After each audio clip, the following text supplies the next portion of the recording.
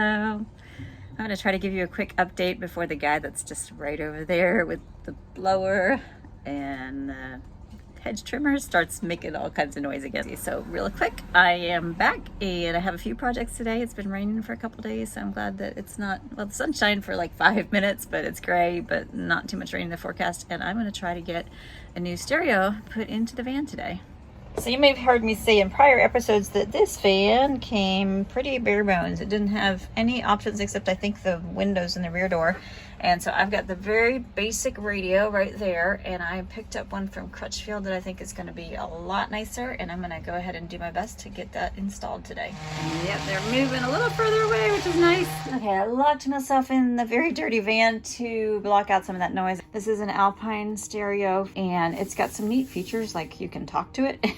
And also something I think is really cool is when you're driving, you'll be able to like swipe up or swipe down to change the volume, and then left and right on the front in order to change the stations or change what you're listening to. So I think that's pretty sweet, and I'm looking forward to having a nice fancy new radio in here. One nice thing about Crutchfield is, in addition to the radio in the box here, which I have yet to completely open up, they provide the whole install kit. So we've got all these wiring, the front panel, the brackets, everything. The only thing I think I had to buy was these the connector kit, and I'm not even 100% sure I need that, but I want to make sure I had it just in case I did. So Crutchfield provided some what looked to be very detailed instructions, so hopefully I will be able to follow them.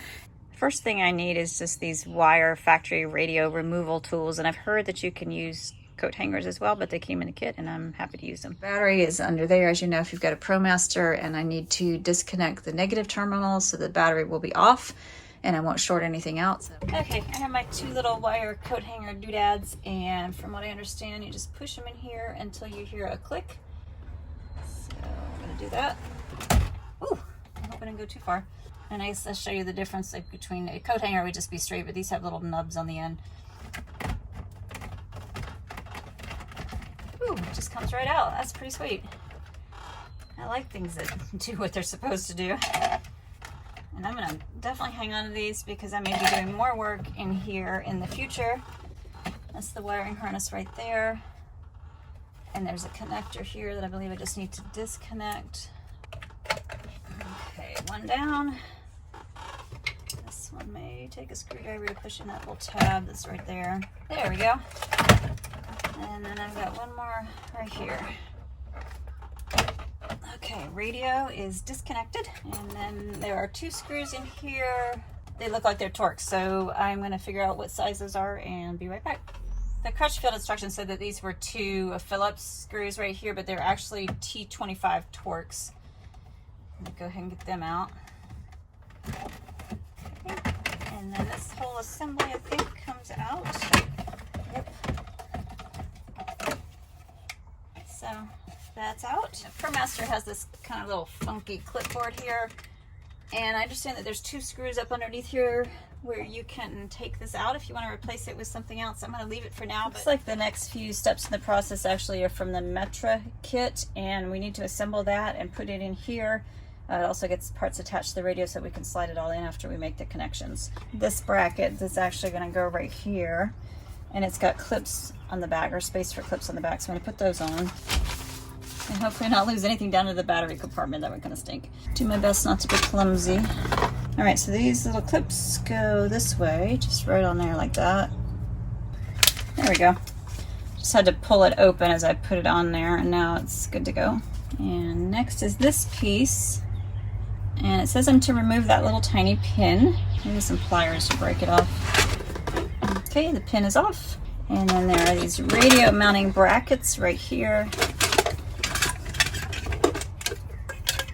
Oh, I got two of these. Yep, which means I need to take the pin off both. And then we have radio mounting brackets.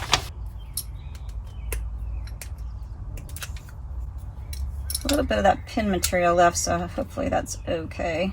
If not, I guess I could come back with a knife and take it off. All right, so two radio mounting brackets. One goes in there. And one goes in over here. Nope, that can't be right because I'm supposed to put a screw through there and that's not going to line up. There we go. There's a place for the screw. The torque screw that I just took out is going to go right down in there. Seems like it should snap in there, but I guess it doesn't. This is a really shallow radio too, so that's probably why it needs brackets. It doesn't go back very far.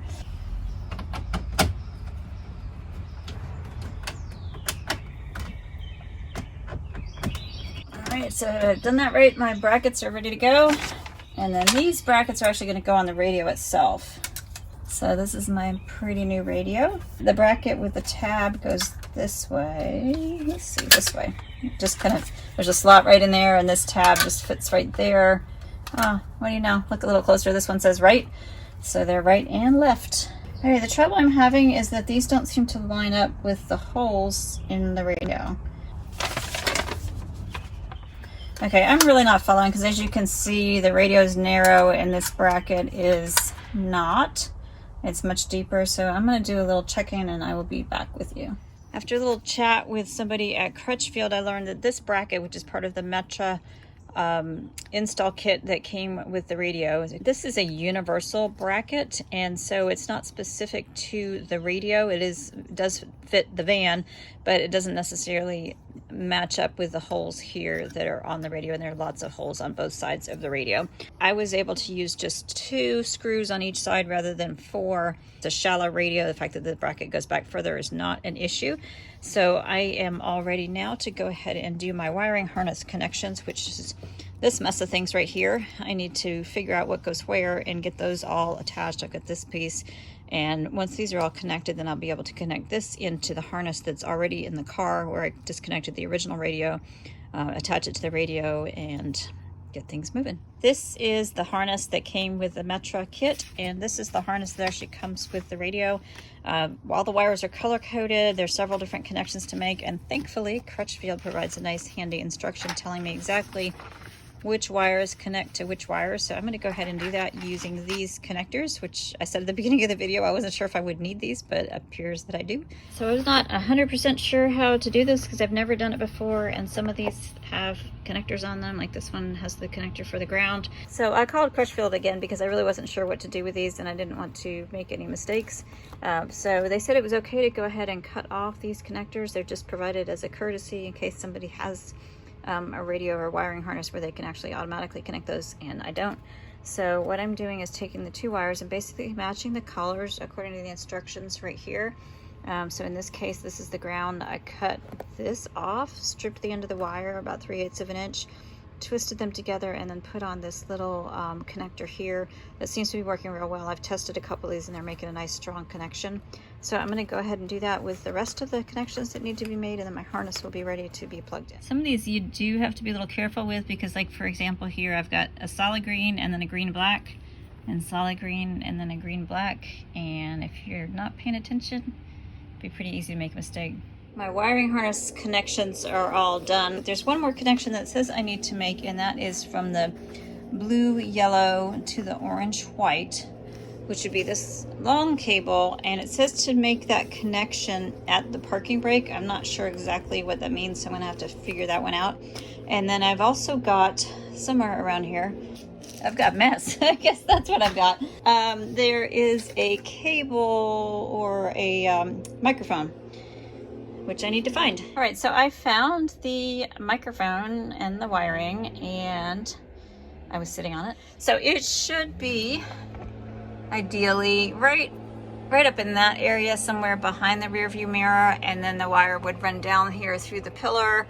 And if I had a fish tape, I could run it through here so that it connects in the back of the radio. The other option would be to run it down here and around the side like I did my rear view camera wiring, and then somehow around the back and then back up here, but I don't really like that option. Unfortunately, I didn't read ahead, and so I didn't know that I needed to do that or that I needed a fish tape, even though I looked at buying one the other day and decided against it. So like any project, it's going to require at least one trip to the hardware store. I have everything ready to go here except for this one wire that goes to the parking brake, and it's nice and long, but I'm not sure where to tap into it or even how to tap into it. And I haven't been able to find the answer on any of my forums, my Facebook forums, Promaster forum, anything like that. So I put the question out. Hopefully somebody will come to the rescue and tell me where I can find that wire and how to tap into it. I don't know if I'm supposed to just I don't know. I'm not good with wiring, obviously. It's our first day that I'm actually making wire connections. So I'm going to have to figure that out. But I do believe that the stereo should work without that connected, although the function of this is a safety function to prevent you from using certain features of the radio that would be unsafe while driving. I'm going to just coil up this parking brake wire until I figure out what to do with it. Do that real quick, and then I'm going to make those connections and get the radio in and see, well, number one, see if it works. Make sure I didn't do anything that makes it inoperable, and hopefully it will. There is an antenna connection, and this is an adapter actually that I don't think I showed you. It came with the kit for the antenna, so just plug that in. And then let's see, we've got this connector is going to go to the gray connector, and as far as I know, the white one, nothing happens with the white one. That's snapped in there nice and tight. Shove all the wires back in there, and thankfully there's plenty of, oh, with a microphone, whoops. I'm gonna do the microphone too. There's a little spot right, where is it? Right here for the microphone. It's the red outlet right there. So that's in. Now I can stuff all these wires in here. And then slide that into the harness. Hopefully. Doesn't seem to want to fit, but something's not right. Yeah, so far not good. Huh. There we having trouble. There we go. Well, let's see what happens if I dry fit this on there. Yep, no, it's got to go further back. I think what I might do is just go ahead and take out the brackets. This one looks like maybe it's too far over. So just pop the radio right up there. Yeah, that should push all the way over to the side. So let's try it again. That seems better. And it's kind of angled up, but that in the instruction manual it said that it should be placed at an angle. Oh, still not looking right. That's frustrating. I really don't want to break the brackets. Since I only use 2 screws, it's possible that, yep, this bracket looks a little crooked. Let's see if I can straighten it out. Oh, fun stuff. I'm gonna go ahead and disconnect for a minute and do a little triage on the brackets. It's got these little tabs here, and it should slide back far enough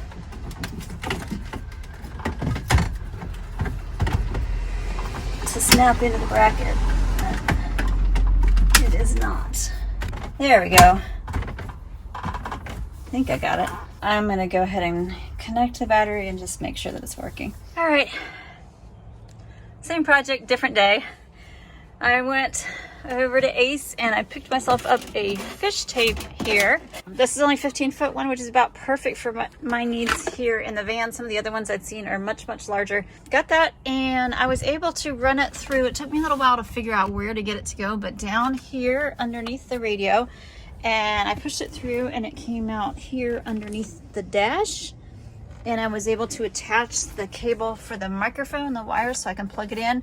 And that is now up here running around through the headliner, down under the dash, and up into the bay for the radio. So I'm very excited about that. I'm going to get it all hooked up, and hopefully I will have sound and microphone and all those good things in just a couple minutes. Now I did want to note that when I had the radio installed and I had to uninstall it, pull it back out, and I had a devil of a time with these little side brackets getting them out from the main bracket, which I just lost. Hold please. I had a double time getting the radio out from this main bracket, which I'm holding upside down, and it just screws in.